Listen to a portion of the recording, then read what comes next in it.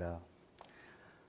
오늘 보통 스타트업이나 예비 창업자들이 신제품을 처음에 만들면서 주로 겪게 되는 시행착오를 어떻게 하면 시행착오의 종류가 어떤 것이고 그런 시행착오를 좀 미리 경험해 보지 않고 피해갈 수 있으려면 어떤 걸 미리 좀 알면 좋을까 이런 부분에 대해서 세미나를 진행하게 된 R&BD 파트너스의 최철원입니다. 반갑습니다. 네, 그 하드웨어라고 하면 이제 완전한 그 손에 만져지는 것이 전혀 없는 서비스업이나 소프트웨어 개발업을 제외하고는 어떤 업이든 손에 만져지는 부가적이든 아니면 그 제품이 주가 되든 하드웨어가 있기 마련입니다.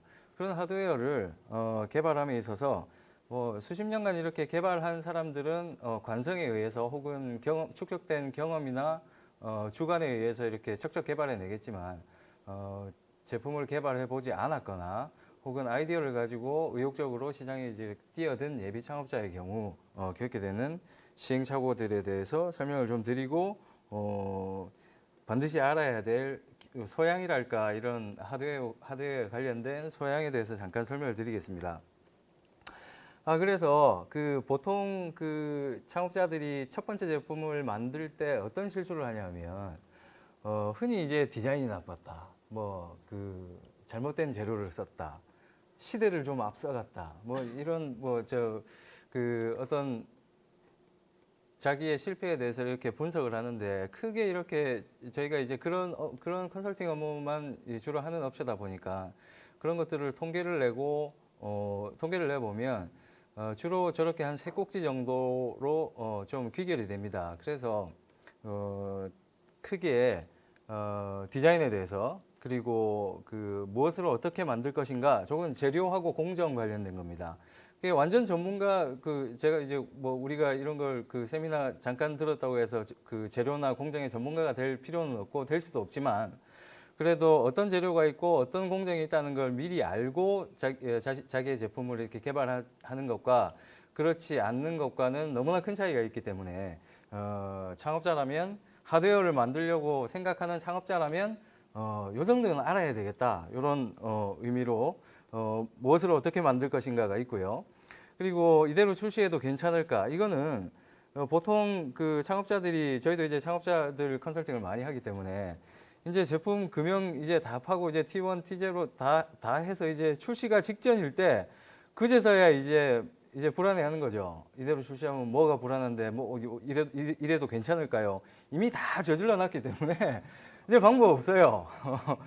그런데 그렇게 불안에 떨 게 아니고 그 불안함을 하나하나 해소할 수 있는 방법들이 사실 산업이 발전하면서 미리 이제 시행착오를 대신해 볼 수 있는 그런 툴들이 상당히 많이 있습니다. 그런 것들에 대해서 잠깐 설명을 드릴 겁니다. 자, 그럼 우선 이제 흔히 이제 디자인 굉장히 이제 말들이 많고, 저도 사실은 전공은 산업 디자인인데, 제품 디자인인데, 디자인의 의미에 대해서 광의의 넓은 뜻의 디자인과 그리고 협소한 뜻의 디자인을 혼용하는 경우가 상당히 많습니다. 우리나라가 유독 좀 그런 것 같은데요. 예를 들어서 디자인의 정의라고 한다면 제가 이 사전들을 다 이렇게 뒤져 봤는데 위키디피아가 제일 낫더라고요. 정의를 해놓은 이제 정의 내린 게 가장 제가 알고 있는, 제가 생각하고 있는 디자인관에 가장 잘 맞아서 한번 추출해 봤습니다. 블라블라 제가 이렇게 읽는 거는 적절하지 않은 것 같고요. 그래서 대부분 우리나라 사람들이 그러니까 디자인을 전공하지 않은 사람들이 이렇게 흔히 좀 잘못 알고 있는 경우가 폼과 CMF를 착각하는 경우가 상당히 많습니다. 이 폼이라고 하면은 이제 광의의 넓은 뜻의 디자인을 말합니다. 설계를 포함하고 재료와 어떤 이 제품을 어떻게 사용하는지에 대한 행동 양식까지 포함된 그런 아주 넓은 뜻의 의미가 디자인인데, 우리가 흔히 저 제품은 디자인이 멋지다, 디자인이 나쁘다 이렇게 판단하는 얘기를 할 때 그 디자인은 흔히 이제 CMF라고 하는 컬러, 머터리얼, 피니싱, 그러니까 색상과 재료와 마감 상태, 요걸 가지고 흔히 이렇게 디자인이라고 하는데, 이걸 디자인이라고 인식을 하는 순간 좀 그 디자인의 의미를 곡해하면서 디자인의 큰 중요한 점을 좀 놓치게 되는 게 있어서 제가 다음에 한번 설명을 드리겠습니다. 디자인계에서 혹은 또 건축계에서 금원처럼 삼는 그 문장 중에 form follows function이라는 말이 있습니다.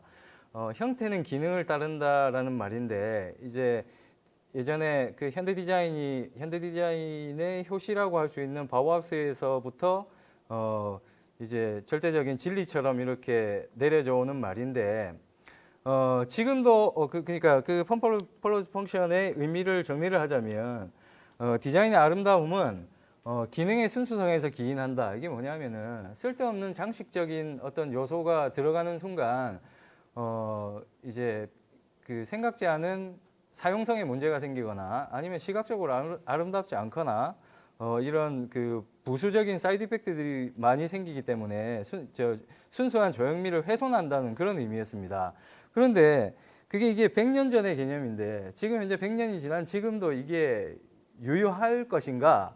이제 그 틈만 나면 이제 디자인 가지고 이렇게 그 이제 디자인을 학문적으로 공부하는 교수님들이나 이분들이 항상 얘기하는 게 이제 의견이 분분해요. 그 아직도 금원이다.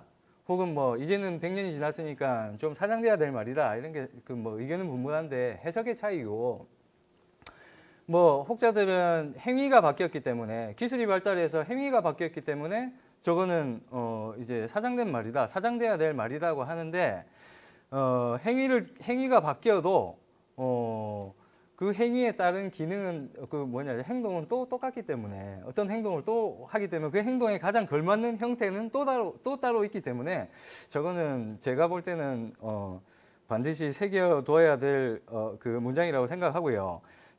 디자인 전공자뿐만 아니고 제품을 개발함에 있어서도 항상 뭔가에 막힐 때는 뭔가 선택의 기로에 서 있을 때는 저걸 한 번씩 머릿속으로 이렇게 다시 한번 되뇌어 보면 내가 쓸데없는 디자인에 매몰되어 있지 않는가, 쓸데없는 장식 요소에 매몰되어 있지 않는가 그런 경우가 저조차도 상당히 많습니다. 그렇기 때문에 저 문장은 오늘 다 잊어버리시더라도 저 문장만큼은 꼭 기억해 주시기를 제가 부탁드리겠습니다. 자, 그리고 똑같이 less is more라는 말도 그 되게 유명한 그 디자이너가 한 말인데 자, 동시대에 이제 출시된 이런 제품들이라도 대부분 단순하고 모던한 게 승리했습니다. 모던한 제품들이 항상 이겼어요. 예외는 없었습니다. 이게 항상 제품을 개발하는 사람들이나 주로 이제 디자이너가 욕심을 낸다기보다 이제 그 클라이언트가 좀 욕심을 내는 편인데 너무 밋밋하지 않아요? 제일 많이 듣는 말이. 혹은 뭐 특징이 없어 보여요. 이런 이제 그런 클라이언트들의 요구에 이제 점점 디자이너들이 싸우기 싫어서 이렇게 치다 보면 이렇게 이제 좀 복잡하고 그런 제품들이 나오고 그런 제품들이 시장에서 똑같은 동일한 가격과 동일한 기능을 가지고 있다 했을 때 팔리는 양은 모던한 게 항상 이겼습니다. 그건 예외 없었습니다. 그래서 그러니까 없는 것이 더 많은 것이라는 게 얘도 반드시 좀 새겨들어둬야 될 금원이라고 생각합니다. 밑에 이렇게 보이시는 프라이얼하고 이제 이거 중소기업 제품인데 이게 기능은 거의 동일하고 기능적으로 봤을 때는 오히려 얘가 좀 더 제가 판단하기에는 얘가 좀 더 낫다고 보여지는데 이 제품의 원형이 이런 거였어요. 이게 2000년도에 만든 겁니다. 지금 벌써 얘야말로 시대를 앞서간 비운의 제품이었는데 똑같습니다. 기능도 똑같고 원하는 바도 똑같고 제품을 출시해 가지고 그 사용자가 쓰려는 목적도 같았는데 이제 얘는 이제 너무 작아서라기보다 너무 추해서 이렇게 망한 케이스고, 그리고 지금도 이 브라운의 유명한 디자이너 디터 람스라고 하는 산업 디자이너의 컬렉션인데 크게 못 보여드리는 게 좀 아쉬운데 시간 관계상 다음에 한번 관심 있으신 분들은 디터 람스라는 그 디자이너의 작품 컬렉션들을 한번 보시면 기능미라는 게 이런 거구나 이렇게 알 수 있을 정도로 지금 40년, 50년이 지난 제품인데도 지금 당장 출시해도 시장에서 먹힐 만한 그런 절제된 세련미를 가지고 있는 제품들이 상당히 많습니다. 그래서 디자인에 매몰되면 안 된다는 말씀을 제가 드리고 싶은 겁니다. 그 디자이너를 내 제품을 디자인해 주세요 하고 의뢰를 할 때 디자이너를 너무 신뢰해서도 안 되고요.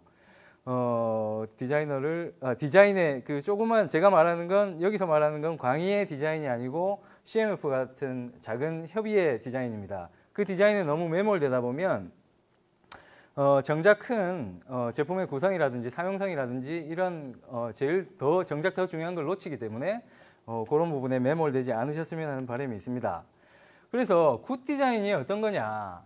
배드 디자인은 여기서 그 사례 발표를 해버리면 너무 그 해당 업체에 대해서 너무 별로 좋지 않은 거라서 굿 디자인만 가지고 몇 가지 사례를 제가 설명을 드릴게요. 요거 많이 보시는 요거 이름이 뭘까요? 이거 저도 그거 생각나는데 쟤를 뭐라고 부르는지 몰랐는데 얘를 이제 파일박스라고 부르더라고요. 파일박스인데 우리 그 학교 다닐 때 이거 리포트 같은 거 달랑달랑 예전에는 저는 얘가 없을 때는 이제 달랑달랑 이렇게 들고 다니는 경우가 많았는데 군대를 갔다 오니까 얘가 상하탑을 점령을 했더라고요. 이게 안 들고 다니는 애가 없을 정도로 이렇게 들고 다니는데 얘가 왜 굿 디자인이냐 하면은 어떤 니즈가 있어서 새로운 제품을 개발을 하고 개선을 하고 하는데 이 스테이플러에 혹은 들고 다니는 핸드헬드 혹은 클립으로 이렇게 집는 평평한 평판 형태의 그 파일 박스에 불편함, 문제 현상을 완벽하게 해결을 했습니다. 내용물이 잘 보이고 가격 저렴하고 그리고 철저하게 보호되고 그리고 이거 생산성이 이게 별도의 다른 제품, 별도의 어떤 다른 부품이 들어가지 않고 앞뒤 심지어 얘는 한 몸입니다. 이게 이제 PP로 그냥 힌지를 그냥 통째로 사출을 해서 하나, 둘, 세 개의 부품으로 이렇게 이루어진 생산성 이렇게 더 이상 높을 수 없는 생산성을 가진 굉장한 제품이라고 생각되어서 한번 넣어봤습니다. 그리고 이런 이제 우리가 흔히 쓰는 이제 커터칼인데 얘가 왜 좋으냐면 이전에 이런 칼날을 이렇게 하나씩 잘라 쓰는 이런 컨셉이 없을 때 얘는 가히 이제 혁명이라고 할 만큼 문제 현상에 대해서 이제 칼날이 예전에 우리 생각해 보면 어릴 때 연필 깎는 이렇게 접어서 이렇게 연필 깎는 칼들을 생각해 보면 그런 칼이 이렇게 바뀐 거라고 볼 수 있으니 얼마나 이게 말 그대로 혁신 아이콘이라고 생각을 해서 그리고 얘가 구성도 기가 막힙니다. 이거 손으로 잡았을 때 혹은 강한 걸 이렇게 꾹 눌러서 이렇게 자르려고 할 때 높은 절삭력이 요구될 때 받쳐주는 힘이 있어야 되는데 플라스틱 같은 건 또 요즘도 플라스틱으로 나온 하우징이 플라스틱인 커터칼이 나오지만 걔랑 얘랑 사용성의 차이는 또 엄청나게 큽니다. 근데 사실은 비용은 얘가 훨씬 더 싸거든요. 엄청난 강성, 접어서 이렇게 만든 금속 강판을 접어서 만든 강성과 그리고 한 몸으로 이렇게 세레이션을 줘서 판스프링에 받침을 이렇게 한 이 구성이라든지 정말 나무랄 데 없는 굿 디자인이라고 생각해서 굉장한 제품이라고 생각해서 한번 넣어봤습니다. 그리고 얘는 우리 이제 권련형 전자담배인데 굳이 이제 아이코스가 아니더라도 관습을 바꾼 사례인데 디자인은 아무리 이렇게 수많은 관습을 바꾸려는 사례가 많았지만 성공적으로 어떤 관습을 바꾼 예는 거의 없습니다. 거의 없는데 저도 그 전자담배며 담배를 끊으려고 많이 시도를 해보고 이것저것 많이 해봤지만 결국 저는 얘도 이제 실패를 했는데 다만 얘가 저희가 지금 또 회사에서 KTNG도 컨설팅을 하는데 이 사람들이 깜짝 놀란 거예요. 이거 권련형 전자담배 때문에 파급이 이렇게나 이게 파급력이 엄청날 줄을 몰랐던 겁니다. 자기네들도 화들짝 놀라서 담배 미래에 대한 컨셉을 제시해 주세요 하고 높은 비용을 받고 컨설팅을 진행을 하고 있습니다. 지금 이게 걔네들도 놀라고 저도 놀랐어요. 사실은 이게 저는 제가 의지가 약해서 그런지 몇 번 이렇게 별로 좋지 않은 성공을 하지 못했는데 이걸로 성공적으로 안착한 사람들의 이제 니즈를 보면은 이유를 들어보면 전부 다 똑같습니다. 냄새, 딴 건 없었어요. 어떤 맛이 더 좋고 이건 사실 우리 어떤 분위기, 연기를 뿜는 행위나 이런 걸 즐기는 거지. 내 몸이 니코틴을 원해서 타르를 원해서 이렇게 담배를 피는 게 아닌데 타인 때문에 이렇게 이제 담배를 끊거나 이런 경우가 더 많기 때문에 냄새를 이렇게 드라마틱하게 해결을 하다 보니 쪄서 이런 관습을 바꾸는 사례가 이렇게 나왔기 때문에 얘는 어떤 형상이나 이렇게 폼의 문제가 아니고 관습을 바꾸는 발명에 대해서 높은 점수를 받아야 하지 않을까 그런 의미로 굿 디자인이라고 생각했습니다. 자, 그리고 이 머스트 해브 아이템 바오바오백인데 이세이 미야케라고 저 일본 사람이긴 하지만 이제 그 제가 굉장히 좀 좋아하는 디자이너인데 이 양반이 소재를 굉장히 잘합니다. 그 주로 이제 패션 쪽에서 활동을 하는 양반인데 그 사람은 예전 메가히트 한 디자인들 보면 물결 무늬 이렇게 이렇게 커튼처럼 이렇게 생긴 거 얼핏 보면 커튼 돌돌 말고 마른 것 같은 이런 원피스 같은 게 있는데 그거 뭐 거의 국민 홈드레스 아닙니까 그거 한 10집 가면 한 5집, 6집은 유행할 때는 그거 다 입고 있었는데 이제 그걸 만든 이제 디자이너인데 소재를 기가 막히게 알다 보니까 이런 백을 만들었는데 저는 이 백을 이렇게 처음 보고 야 이거 그 디자이너를 맞췄어요. 제가 이거 전혀 이 제품에 대해서 모를 때 너무 기가 막혀서 야 이거 이세미 야케 같은 이런 사람이다 생각했는데 나중에 보니까 그 양반이더라고요. 이게 왜 좋으냐면은 소재가 소재의 이제 일단 구조부터 설명을 드리면 구조가 그 주머니 혹은 가방에 대한 해석이 기가 막힙니다. 안에 어떤 내용물이 들더라도 보통 저 하드한 이런 케이스들 보면 그 백들 보면 안에 든 내용물에 따라 가지고 형태가 일그러지거나 예쁘지 않은 경우가 많아서 이제 가방을 들고 다니는 거지 사실은 그 안에는 별로 핸드폰 하나 딸랑 들어가고 이렇게 별로 가방 자체를 드는 거지 어떤 가방 자체의 기능성에 대해서는 이제 높이 평가하지 못하는 그런 백들이 그 여성 동무들 백이지 않습니까? 그런데 이 바오백은 안에 이제 좀 과한 물건을 넣거나 아니면 비정형적인 형태의 물건을 넣고 아무데나 무슨 식당 옆자리에 이렇게 둬도 얘 파트 하나하나가 각기 다른 방향을 비추면서 이렇게 조형미를 이렇게 가지고 있는데 저는 식당에 가거나 어디를 가거나 내팽개쳐져 있는 바오바오백이 예쁘지 않았던 적은 한 번도 없습니다. 어떻게 구부러뜨리고 망가뜨리고 해도 쟤는 예뻐요. 그리고 더 중요한 건 싸요. 싸게 만들 수 있어요.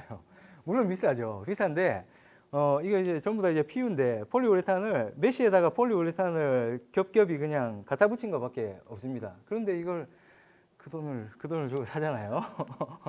정말 오히려 모드질에서 만든 뭐 명품이라고 하는 저 백들 혹은 레자로 만든 백들이 오히려 원가가 훨씬 많이 들고 얘는 원가가 훨씬 더 싼데도 정말 괜찮은 굿 디자인이라고 생각을 해서 사례에 한번 넣어봤습니다. 자, 그래서 저 디자인 부분에서 제가 드릴 말씀은 CMF 그러니까 보여지는 형상에 혹은 보여질 형상에 매몰되지 말고 너무 많은 걸 보여주려고 노력할 필요도 없습니다. 디자인이 나빠서 시장에서 실패했어요. 이런 얘기를 정말 저는 많이 듣는데요. 실제로 따지고 들어가 보면 디자인이 나빠서 망한 경우는 거의 없어요. 그 디자인에 신경 쓴다고 실제로 갖춰져야 될 기능성이라든지 어떤 제품의 구성에 있어서 실수가 있었던 거지 말 그대로 뭐 디자인이 나빠서 살 걸 안 사고 이런 경우는 없기 때문에 디자인에 대해서는 디자인에 너무 매몰되지 말고 넓은 광의의 협의의 디자인 말고 넓은 광의의 디자인에 대해서 한번 생각해 보셨으면 좋겠다 하는 의미에서 디자인 관련 얘기를 드렸습니다. 자, 그 다음에는 무엇을 어떻게 만들 것인가인데 이제 엔지니어링도 그러니까 설계하는 것도 미국에서는 혹은 외국에서는 디자인의 분야라고 생각하고 설계를 하는 사람들도 내가 디자인했어요 이렇게 말을 하는데 우리나라는 유독 좀 디자인하고 설계 파트를 이렇게 인위적으로 좀 나누는 감이 있어요. 저는 이제 과가 나누어져 있어서 대학에서 그렇게 뭐 만든 것 같은데 대학에서 그렇게 나누어진 게 효시가 아닌가 싶은데 어쨌든 기구 설계라는 것의 의미는 디자인의 엔지니어링의 의미하고 이제 부합됩니다. 뭐 이 구체화 블라블라블라 이런 건데 얘를 우리가 내가 어떤 제품을 출시를 하고 싶다고 해서 그걸 처음부터 내가 그리고 설계하고 어떤 공장을 쫓아다니면서 어떻게 만들지 협의를 하고 굳이 이렇게 해야 하는 건 전혀 아닙니다. 내가 할 일은 내가 잘하는 걸 하면 되는 거죠. 사업에서 그 분야가 어떤 게 됐든 마케팅이 됐든 파이낸스가 됐든 자기가 잘하는 홍보가 됐든 자기가 잘하는 분야를 하면 되는 거고, 얘는 전문가한테 맡기면 되는 거예요. 그런데 전문가한테 맡기면 이제 전문가도 자칭 전문가라고 하는 사람들도 너무 많고 시장에 옥석을 가리기도 너무 힘듭니다.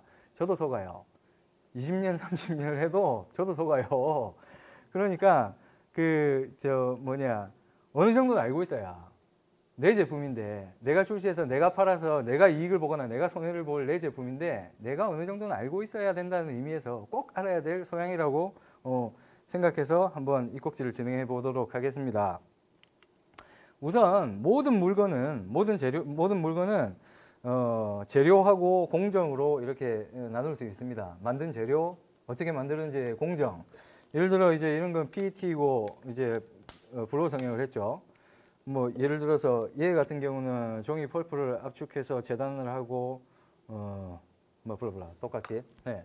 자, 그래서 우리가 흔히 제품을 이루는 재료라고 이제 한다 그러면 흔히 이제 종이 같은 경우 특이한 소재를 제외하고는 플라스틱하고 이제 금속으로 나눌 수 있습니다. 금속 플라스틱이라고 하면은 이제 전부 다 이제 석유 추출물이죠. 석유로 이렇게 만들어서 이렇게 고분자로 합성을 해서 이렇게 만드는 물건들인데, 얘를 또 이제 크게 두 가지로 나누면 경질 수지하고 엘라스토머라고 하는 탄성 있는 소재로 이렇게 나눌 수 있습니다. 흔히 이제 고무라고 하는 것들은 전부 다 엘라스토머라고 보시면 됩니다. 예를 들어서 신발 밑창 이런 것도 엘라스토머고, 그리고 고무줄 엘라스토머고, 그리고 단단한 재료들은 또 이제 경질 수지로 이렇게 나눌 수 있는데, 경질 수지는 흔히 아는 이런 엔지니어링 플라스틱, 그리고 이런 건 이제 고무들류가 되겠습니다. 여기서 또 이런 경질 소재, 연질 소재들 또 발포를 시켜서 또 이제 물성을 달리하기도 하고, 이제 플라스틱의 활용은 이렇고요. 이제 금속은 보통 이제 철이랑 비철, 합금으로 이렇게 나누는데, 크게 이렇게 나누자면 무슨 강이라고 하는 것들은 전부 다 철 소재입니다. 서스 강이라든지 스테인리스 스틸이라든지 아니면 탄소 강이라든지 금형을 만드는 높은 강도가 필요한 그런 부분에는 강을 쓰고, 아니면 자성이나 이런 게 없어야 되거나 어떤 또 독특한 내식성이나 이런 필요 물성에 따라 가지고 이제 비철, 알루미늄이나 동이나 금이나 은이나 이런 걸로 나눌 거고, 그리고 그것들을 적절하게 합한 합금 이런 종류로 좀 나눌 수가 있겠습니다. 대부분 우리가 제품을 만들면 플라스틱하고 금속으로 전부 다 만들 수 있어요. 고무는 어차피 엘라스토머 플라스틱의 일종이니까 얘로 나눌 수 있기 때문에 이제 짧은 시간에 제가 이걸 물성들을 전부 다 설명할 수는 없는 거고, 이렇게만 알고 좀 넘어가시고 그 다음에 보면은, 자, 이제 플라스틱 소재를 어떻게 만드느냐, 이제 공정에 대해서 잠깐만 설명을 드리겠습니다. 여기 보이는 게 이제 사출 성형입니다. 금속으로 이제 탄소광으로 틀을 만들고 거기에 용탕된, 그러니까 액체화시킨 높은 고열로 액체화시킨 고분자 수지를 쏘아 넣어서 열을 식혀서 굳힌 게 이제 이게 사출 성형인데, 가장 많이 쓰는 기법이라고 볼 수 있습니다. 그 다음에 얘는 이제 단면이 일정한 이런 애들은 요런 단면 형상의 구멍에다가 마찬가지로 용탕된, 그러니까 녹은 액체 상태의 수지를 또 고압으로 쏘아냅니다. 쏘아내면서 바로 이제 식히면 바로 이렇게 단면이 이렇게 생긴 게 쭉 이렇게 빠져나오겠죠. 그러면 적절히 탁탁 끊어서 이렇게 쓸 수 있는 이런, 이제 당연히 이제 엄청 싸게 이렇게 만들 수 있는 이런 공법이 되겠고, 자, 이런 거는 세라믹과 굉장히 유사한데 이게 이제 압축 성형입니다. 분말 혹은 이제 비드 형태의 이런 재료를 고온 고압으로 꽉 눌러서 이렇게 성형을 하는 겁니다. 그게 그러면 물성이 꼭 세라믹, 그러니까 도자기하고 유사해져서 식당에서 흔히 우리가 도자기인 줄 알았는데 떨어뜨리면 안 깨지고 땡그랑도 아니고 좀 플라스틱 소리 나는 이제 그런 것들이 이제 멜라민인데, 그 한때 이제 분유에 섞어가지고 난리가 났던 그 멜라민인데 거의 100% 식당에서 쓰는 식기류들은 멜라민인데 굉장히 이제 유려하죠. 굉장히 사실은 좋은 소재입니다. 인식이 이렇게 나빠서 그렇지 굉장히 좋은 소재고 단단하고 물성도 그 세라믹과 굉장히 유사합니다. 사실 따지고 보면 세라믹도 우리가 흙을 이렇게 뭉쳐가지고 고온으로 이렇게 구워가지고 소개를 하지 않습니까? 똑같은 공정입니다. 따지고 보면. 그래서 이런 이제 압축 공정도 있고요. 자, 얘 같은 경우는 굉장히 큰 이제 월풀 욕조라든지 아니면 MRI 장비의 어떤 큰 하우징이라든지 이걸 금형으로 하자면 금형이 뭐 3배 정도는 커야 되니까 제 사출물 그 현물보다 그러면 뭐 웬만한 방만한 금형이 나오기 때문에 이건 금형으로 할 수가 없기 때문에 요런 바닥에 틀을 만들고 수지를 이렇게 눅진눅진하게 이렇게 고온으로 이렇게 좀 낭창낭창하게 만든 다음에 에어로 쭉 빨아가지고 이제 그 틀에 달라붙게 만드는 겁니다. 그래서 하나씩 이게 빠져 쓰는데 이제 생산성은 떨어지지만 뭐 이게 월풀 욕조가 뭐 하루에 100개씩 팔고 이런 게 아니기 때문에 충분히 적용할 수 있는 사이즈가 크고 다품종 소량 생산하는 제품에 쓸 수 있는 그런 공정이라고 볼 수 있습니다.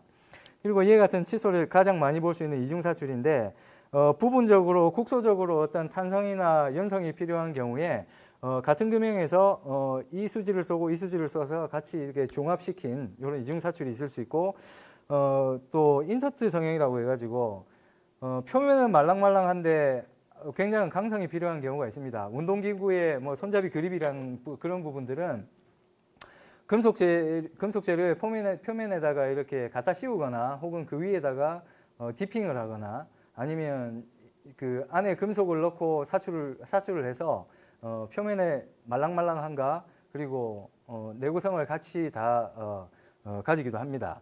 그리고 얘 같은 경우는 요즘 조금 특이한 경우인데 요 인서트가 보이네요. 이렇게 이제 집어넣고 금형 안에 집어넣고 이렇게 사출해서 같이 빼는 겁니다. 이제 한 몸이 되어가지고 국소적인 어떤 강도가 필요할 때 이런 인서트 성형을 사용해 볼 수 있고 얘 같은 경우는 가스 사출이라고 해서 금형이 이제 반드시 잘라야 되는 금형으로 만들려면 반드시 이렇게 반으로 나눠야 되는 부분을 그 이제 안에 그 가스를 집어넣어서 어떤 중공 형태의 형상을 이렇게 유지하는 좀 독특한 기법인데 요즘 필요한 경우가 좀 많아서 많이 좀 쓰고 있다고 보시면 됩니다. 자, 플라스틱에는 이런 공법들이 있고 자, 그러면 이제 금속의 공법들은 어떤 것들이 있느냐? 이런 건 기계 가공입니다. 머시닝이라고 해서 선반이나 밀링 뭐 이런 그 공작 기계를 통해서 이렇게 물론 사람이 깎기도 하고 입력된 프로그램으로 그 기계가 이렇게 깎기도 합니다. 자, 이런 공정이 있고요. 그리고 형상이 복잡하거나 높은 표면 강도가 필요할 때 이제 프레스와 같이 이제 단조도 프레스의 일종인데 이제 아주 강한 힘으로 눌러서 때려서 이렇게 제품을 성형하기도 합니다. 이렇게 이제 일종의 프레스라고 보시면 되고 이제 단조 성형이라고 하는 게 있고 자, 이런 볼트나 스크류 같은 거 얘는 판과 판 사이를 그 재료를 이렇게 넣고 판과 판 사이를 이렇게 쭉 비벼요. 아주 강한 힘으로. 그렇게 얘를 이제 전조라고 하는데 내가 이런 공정들을 알게 되면은 내가 만들려는 물건에 어떤 제품이 필요한데 그 제품을 내가 공정을 모르면 정말 배가 산으로 가는 경우가 되게 많습니다. 이후에 나중에 뒤에 그런 사례들을 제가 설명을 드릴 건데 그렇기 때문에 이런 정도의 서양은 좀 알아야 되겠다 싶어서 제가 말씀을 드립니다. 조금 어렵습니까? 제가 하는 그 공정들이. 그러니까 그 이과 출신이 아니거나 이제 그러면 약간 생소할 수도 있을 거예요. 그냥 풀어서 설명하니까 그냥 대충 들으셔도 무방합니다. 자, 그리고 얘는 주조라고 하는 겁니다. 똑같은 이전에 플라스틱에서 보였던 이 사출 성형과 같이 똑같이 금형 틀을 만들어서 대신에 재료가 플라스틱 수지가 아니고 용탕된 금속을 녹인 그런 제품이라고 보시면 되겠습니다.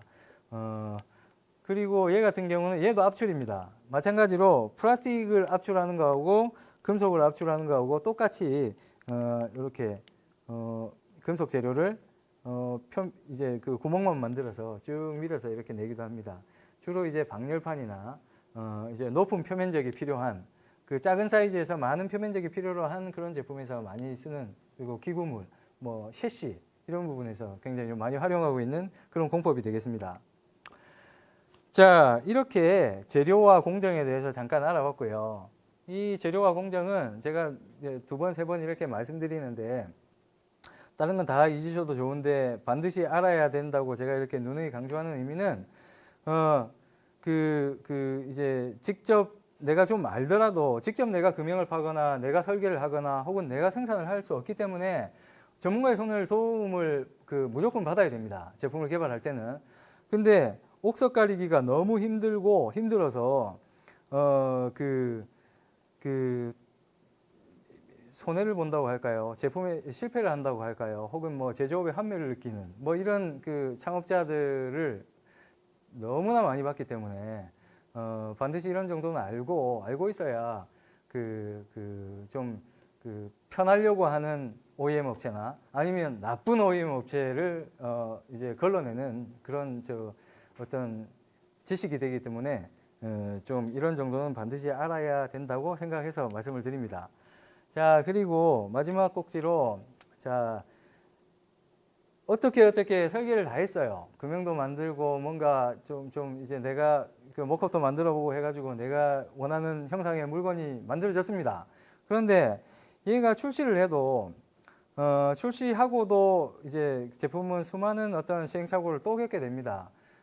어느 내구성에 문제가 생긴다거나 아니면 예상하지 못했던 뭐 파손이 생긴다거나 고장이 생긴다거나 아무 문제 없이 가는 확률은 경험상 봤을 때 암만 준비를 잘해도 30% 미만이에요. 한 70%는 어떤 문제들이라도 조금 어떤 개선점이나 수정 사항이 분명히 나오게 되어 있습니다. 그런데 그걸 미연에 원래 방지하지 못했을 문제였을까? 그렇게 생각하면 또 그건 아닙니다.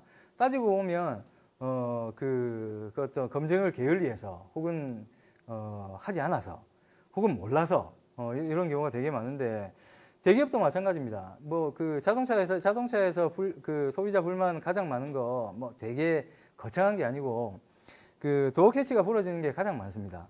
자동차는 뒷문이나 앞문이나 이렇게 예전에는 이제 이렇게 잡아당겨서 열었는데 요즘은 좀 폼나게 한다고 이렇게 핸들이 좀 그립이 좀 특이하지 않습니까? 열리는 구조가 예전처럼 천편일률적으로 단단하게 이렇게 잡아당겨서 이렇게 여는 게 아니고 손잡이 자체가 이렇게 열리는 거기 때문에 높은 기계적인 강도, 그러니까 예를 들어서 한 80km나 100km 정도 하중에 이제 걸린다고 봐야 되는데 거기를 해석을 충분히 하지 않아서 부러지는 경우가 상당히 많습니다. 그래서 어떤 차든 뭐 제가 아는 차종이 있는데 그 차종은 도어 캐치만 4번을 금형을 이렇게 교체한 차종이 있어요. 그래서 한번 이렇게 출시하자마자 이제 금방 몇 번 쓰면 이렇게 부러져가지고 빠지니까 그거 이제 심해서 막 몇 명 쓰고 다시 얼른 설계해가지고 집어냈는데 그걸 반복을 하는 거예요. 공간이 없다 보니까 어떻게 막 자동차는 정말 공간이 없거든요. 막 뭐 수많은 이렇게 부품들이 이렇게 합쳐진 제품이다 보니까 서로 간섭 때문에 어떻게 더 강성을 높일 방법이 없어서 그렇다고 소재를 바꿀 수도 없고 그래서 막 금형을 막 이렇게 막 이리 꼬고 저리 꼬고 해서 강도를 높여봐야 뭐 태생이 그렇게 할당된 공간이 그렇게 적다 보니까 결국 이제 금형을 4번이나 수정을 해가지고 그 제품은 심지어 볼트 규격도 달라가지고 어떤 몇 년씩 핸들을 드릴까요? 그립을 드릴까요? 이렇게 물어보는 차종이 있을 정도로 이제 대기업도 그런 실수를 합니다. 뭐 중소기업이나 뭐 조그만 업체들은 뭐 말할 것도 없죠. 자, 그래서 그러면 그런 시행착오들을 넘어갈 수 있는 방법은 없는가? 크게 제품 개발 단계에서의 시행착오를 그러니까 예상되는 문제점을 해결하는 방법이 있고 그리고 제품을 다 설계하고 나서 검증하는 방법이 있습니다. 먼저 제품 이제 컨셉을 개발을 하고 제품을 아직 설계 전에 어떻게 내가 제품을 구성을 해서 어떤 기능들을 위해서 어떤 구성 요소를 넣어서 이 제품을 설계를 할 것인가 이럴 때 쓸 수 있는 제품을 개발을 아주 많이 한 이런 전문가들 같으면 경험과 직관에 의해서 그냥 슥슥슥 이렇게 스케치를 하기도 합니다. 그건 그냥 그 사람이 어떻게 많이 해봐서 그렇다고는 하지만 실제로는 그 그림을 그리고 있으면서도 그 아마 예전의 기억들을 반출을 하고 있을 겁니다. 자기도 모르게. 이렇게 했더니 지난번에 부러졌지. 그러면 조금 더 두껍게 리브도 하나 더 대고, 그렇게 이제 경험과 직관에 의해서 우리가 할 수 있는 조건이 아니지 않습니까? 이제 처음에 창업을 하시는 분들이나 경험이 이렇게 많은 분들이 아니라면, 그렇기 때문에 체크리스트를 작성을 한다거나 이런 혹은 뭐 제품 개발을 할 때부터 아예 방법론을 쓰기도 하는데, 그런 방법론에 대해서 잠깐 말씀을 드리려고 합니다. 자, 방법론이라고 하면 뭐 이제 우리가 약어로 주로 많이 쓰는데, 뭐 디자인 포 식시그마, 뭐 생산 단계에서는 TPS도 있고, 뭐 실현 계획법, 강건 설계법, 다구치법, 이런, 그러니까 그 회사 다니신 분들은 또 교육 같은 거 통해서 이렇게 그 방법론 강의도 많이 들어보시고 했었을 텐데, 자, 이런 것들은 사실은 그 이제 생산 단계나 혹은 이제 도와줄 사람이 굉장히 많은, 그러니까 너는 이거 하고 너는 이거 하고 이렇게 그 자원이 굉장히 많은 하에서 쓸 수 있는 이런 방법론들인데, 그런 게 아니고 내가 단순히 어떤 그 생각하고 있는 이런 게 있었으면 좋겠다 하고 그 아이디어가 떠올랐을 때 얘를 어떻게 하면 제품으로 만들 수 있을까? 이럴 때 막연하게 이렇게 제품을 개발하려고 할 때, 아이디어 차원일 때 쓸 수 있는 방법론이 있습니다. 그게 이제 개발 단계에서 방법론이라고 트리즈라고 하는 툴인데, 창의적 문제 해결 기법. 이게 트리즈가 약자가 이게 러시아라 가지고 좀 복잡해요. 그래서 저 발음도 잘 못해요. 그래서 그냥 트리즈라고 부르는데, 그 이제 갖가지 툴도 있습니다. 이거는 특허 수십만 건을 이렇게 분석하고, 그 러시아의 어떤 알츠슐러라고 하는 학자가 이제 발명가가 어떤 혁신적인 제품의 개발에는 어떤 룰이 있구나, 루틴이 있구나. 그렇게 해서 그런 수십만 건의 특허를 분석을 하고 평생 동안 이렇게 집대성한 어떤 이론이라고 이렇게 볼 수 있습니다. 지금도 이렇게 발전을 하고 있는 이론이기도 하고요. 자, 그런데 그런 트리즈라는 그 방법론 중에 제가 주로 쓰는 요 방법론이 이제 기능 분석, 자원 분석, 포스, 발명 원리, 요 네 가지가 있는데, 얘가 오늘 제가 점심 때 다른 업체 컨설팅을 잠깐 갔다 왔는데, 이제 보통 제가 이렇게 긴급하게 갈 때는 뭔가 문제가 생겨가지고, 이제 저희 하는 일이 문제 해결 컨설팅이다 보니까 전화를 받으면 별로 사실은 좋은 일로 부르는 경우는 잘 없어요. 회식하자고 부르는 경우는 거의 없습니다. 뭔 문제가 생겼을 때 이제 긴급하게 뭔가 SOS를 발할 때 이제 그 호출을 하시는데, 이번에 갔더니 여기는 이제 수전 업체입니다. 포sit 수도꼭지 있지 않습니까? 이제 그거 하는 업체인데, 이제 용도에 따라 가지고 어떤 전해 처리를 할 수 있는 장치가 있고, 중간에 이제 소레노이드 밸브가 있고, 수동 이렇게 밸브가 있는데, 얘 전해조가 어떤 구조에 따라 가지고 목적에 의해서 얘가 아주 내구성을 강하게 이렇게 내압 성능을 아주 기대할 수는 없는 그런 물건입니다. 근데 수동 압력이 3바 정도 걸리는데, 얘가 솔밸브를 잠그고 여기서 이제 수동으로 이렇게 밸브를 이렇게 잠그면, 물은 비압축성 물질이기 때문에 1%도 압축이 안 되거든요. 그러면 뭔가 내 안에 있는 공간보다 0.1g이라도 더 많은 물이 이렇게 안에 갇혔을 때 어떤 현상이 생길까요? 당연히 이제 가장 약한 부분을 파괴를 시키고 나오지 않습니까? 그러면 한 번만 파괴가 되면 거기는 줄줄줄 새는 겁니다. 갔더니 막 시제품 이제 당장 납품을 해야 되는데 난리가 났더라고요. 시제품 하는 것마다 이제 이 내구성이, 전해조의 내구성이 딱 3바 정도 까딱까딱 하는 거예요. 그러니까 어떤 건 터지고 어떤 건 안 터지고, 뭐 수도압이 좀 높으면 터질 거고, 타이밍 어떻게 잘못 맞추면 또 터지고 그런 거죠. 그래서 큰일 났다고, 이제 한 달도 안 남았는데, 납품일째 한 달도 안 남았는데 그게 막 난리를 피길래, 제가 트위치 강의를 들으신 분이거든요. 그래서 교재 몇 쪽에 유연한 막가 필름이라는 게 있다고 이제 한번 보라고 하니까 이렇게 뒤적뒤적 하더니 그러시는 거예요.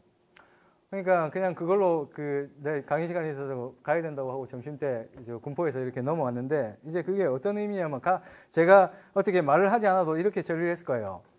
40가지 발명 원리 중에 하나인 유연한 막가 필름이라는 게 있는데, 혹은 역동성 증가라는 항목이 있는데, 강체로 이렇게 전부 다 나눠져 있어서 더한 공간이 없다면 어떤 조그만 데다 레저버를 하나 주면 되는 거예요. 늘었다가 줄었다고 하는 레저버를 하나 주면 되는 겁니다. 그래서 그 늘어난 만큼 살짝 이렇게 부풀었다가 다시 또 압력이 내려가면 다시 이렇게 줄어드는 이런 거. 그러니까 발룬 형태든지 아니면 호스에 쭉 길게 되어 있는 고형화된 그 호스의 중간에 실리콘 튜브를 하나만 갖다 삽입을 해도 그냥 그 정도 압력은 그냥 지가 버퍼링 할 수 있는 그런 게 되겠죠.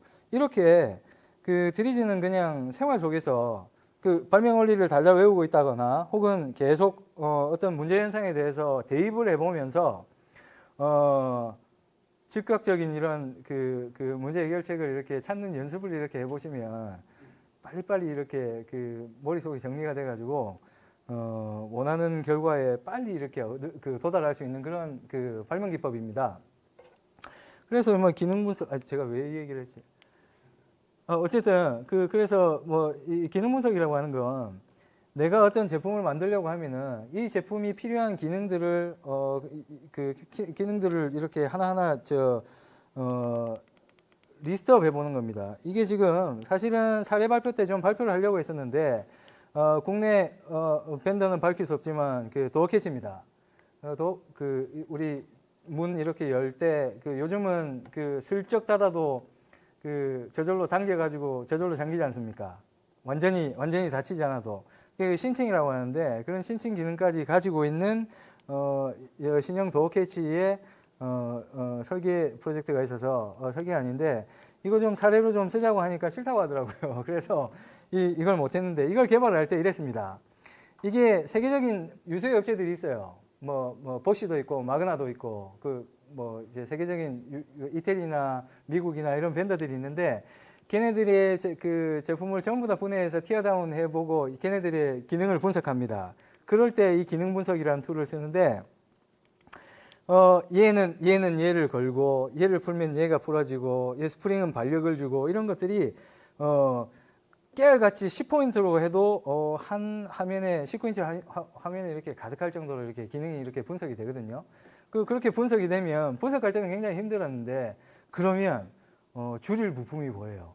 80개 부품에서 60개를 줄일 수 있고 혹은 뭐 부품을 기능들을 합칠 수 있는 부분들이 생기고 이렇게 도표로 이렇게 그리다 보면 그런 내가 놓치고 있었던 부분이나 혹은 다른 문제점, 제품의 문제점들이 이렇게 보이기 때문에 그럴 때 쓰는 기능 분석이라는 툴, 뭐 자원 분석이라는 건 내가 막 립스틱을 바르려고 하면 립스틱을 만질 때 내 손에 있는 지문, 땀 혹은 공기, 소음 이런 것들을 전부 다 분석을 해서 좋은 쪽으로 쓸 수 있는 자원이 없는가 이렇게 분석하는 툴이고 그리고 포스는 뭐 펑션 오리엔티드 서치라고 하는 건데 내가 어떤 기능을 원할 때 그 기능이 세상에 지금 없다고는 생각을 안 하시는 게 좋아요. 어딘가에는 분명히 지금 이런 기능을 하는 동종 산업이든 아니면 이종 산업이든 간에 어딘가에 있는 기능이기 때문에 찾아내서 이렇게 적용을 하기만 하면 됩니다. 그럴 때 쓸 수 있는 뭐 서칭 기능이라고 생각하시면 됩니다. 그리고 40가지 발명 원리는 이건 특허를 분석을 해서 나온 모든 혁신적인 특허에는 이런 공통점이 있더라 하는 공통점들을 40가지를 이렇게 모아놓고 이제 이제 그런 걸 하나 문제가 생길 때마다 그런 걸 하나씩 1번부터 대입해 보는 거죠. 그러면 혁신적인 아이디어가 떠오르는 경우가 상당히 많습니다. 자, 그래서 이런 방법론의 도움을 받아서 제품 개발을 하는 게 시행착오를 줄일 수 있는 불확실한 미래를 조금 확실하게 바꿀 수 있는 뭐 일종의 말 그대로 방법론이다. 그래서 무료 교육이라 서적 같은 것도 좀 많이 나와 있을 것 같고 그래서 한번 공부를 해보시고 관심을 가지고 찾아보시면 실제 제품 뭐 이제 사실은 DFSS나 이런 건 우리가 뭐 어떤 제품을 개발할 때 쓸 수 있는 방법론은 아니지 않습니까? 어떤 회사를 굴리기 위한 이런 방법론이지. 그래서 창업자들한테 가장 적합한 방법론이라고 생각을 해서 제가 한번 권해드렸습니다. 자, 이런 방법론으로 피해갈 수 있고 이미 만든 물건을 어느 부분이 약해질까, 어느 부분이 충분한 강성을 가질까 이걸 해결해 볼 수 있는 그 CA가 요즘은 상당히 좀 그 정확도도 높고 굉장히 직관적으로 잘 나와 있어서 예를 들어 내가 이 제품을 쓰는데 어느 부분이 자꾸 망가집니다. 그 망가지는 원인, 뭐 때문에 망가지는지, 그리고 얘는 몇 번 쓰면 망가질까?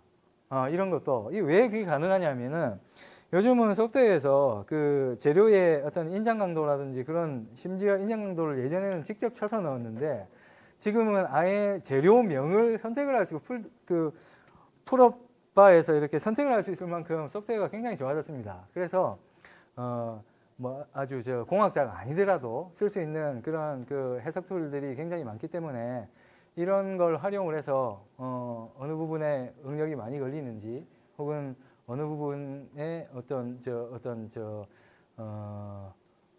심지어 이제 금형 같은 경우에는 웰드라인 같은 게 어디서 생기는지 예상을 해서 그 부분을 피해가기도 하고요. 굉장히 좀 활발하게 이렇게 그 현업에서 많이 쓰고 있는데, 그런 해석 툴 중에 이제 해석을 많이 씁니다. 가장 많이 쓰는 게 이제 응력 해석입니다. 내가 이걸 떨어뜨리면 어디가 먼저 부러질까? 혹은 뭐 가장 버튼을 이렇게 많이 누르면 어느 부위가 먼저 파손이 될까? 주로 이제 가장 그 시장에 나와가지고 제품에 이제 문제가 생기는 게 가장 큰 게 이제 파손이다 보니까 파손에 관련돼서 응력 부분 해석을 굉장히 많이 하고, 만약에 예를 들어서 파손이 예상되는 부분은 안전율을 좀 더 올리거나, 혹은 부하를 스트레스를 좀 분산하는 이런 회피 설계 같은 다른 대안을 세울 수 있기 때문에 이런 응력 해석을 주로 많이 하고, 그리고 조금 힘들긴 하지만 이런 부분도 있습니다. 이렇게 멀티 다이나믹스라고 동력학 해석이 이게 가능한 게, 예를 들어서 이것도 좀 공결을 꺼내서 이렇게 마스킹을 해뒀는데, 얘는 이제 승마 운동 기구입니다. 얘 같은 경우에 한 120개 정도의 관절이 이렇게 다각도로 이렇게 움직이면서 많은 모션을 만들어내는 기구인데, 이 베어링들의 랜덤하게 이렇게 걸리는 하중들을 이렇게 계산하는 소프트웨어를 이렇게 계산한 이런 사례가 있거든요. 그래서 가장 부하가 높은 부분은 2개를 쓰면 되는 거죠. 베어링 개수를 늘린다거나, 아니면 좀 더 높은 하중을 견디는 베어링을 한다거나, 이렇게 해서 해결하는 사례도 있고, 그리고 이게 만약에 내가 이렇게 물건을 이제 다관절 기구를 만들었을 때 실제로 버튼을 누르면 혹은 당기면 얘가 이렇게 작동을 할까? 이런 걸 미리 검증해 보는 용도로 다이나믹스를 사용을 하기도 합니다. 자, 그래서 활용 예를 잠깐 살펴보면, 얘 같은 경우는 부하 예측하는 겁니다. 그래서 만약에 뭐 사람 목이 이렇게 뒤에 이제 충격량이 얼마였을 때 변이량이 어떻게 되고 어느 부분이 어떻게 눌려질 것인가, 이런 변이량 해석이었고, 얘 같은 경우는 수처리 기구에 고압의 물의 수압에 견디기 위한 고무 패킹은 어떤 형상이어야 될 것인가, 이런 이제 연구를 해본 사례입니다. 자, 그래서 리스크 매니지먼트라고 해서 이런 제가 지금까지 설명드린 것들이 대부분 다른 창업자들의 실패 사례에서 제가 미리 이제 적어둔 것들을 한번 이렇게 소개해드린 그런 것에 좀 지나지 않습니다.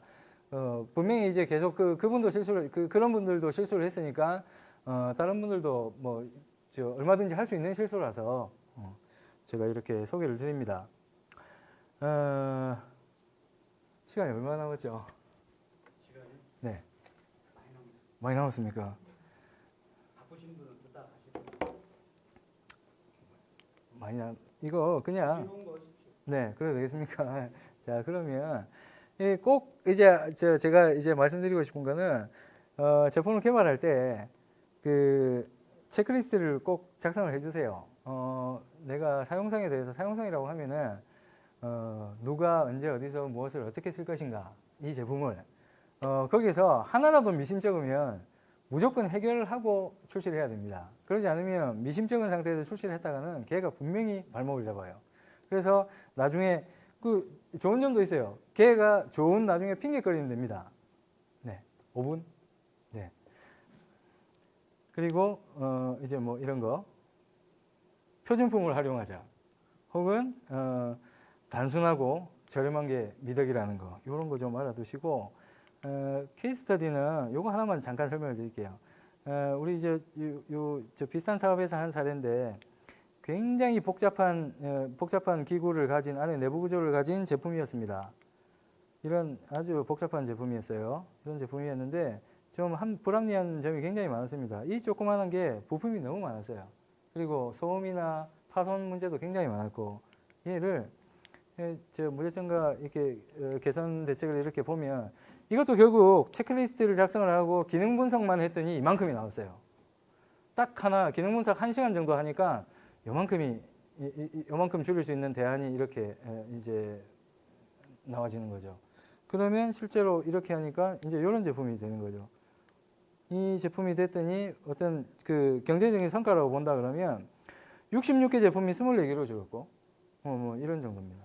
조립 공수하며 생산 비용하며 초기 비용이 얼마나 이제 다운이 됐는지 이런 것들 뭐 기능적인 성과 뭐 이런 거 하나 이제 일례로 이런 걸 들었고요. 얘들은 뭐 시간 관계상 삭제를 해도 굳이 설명 안 드려도 되는 것들이라서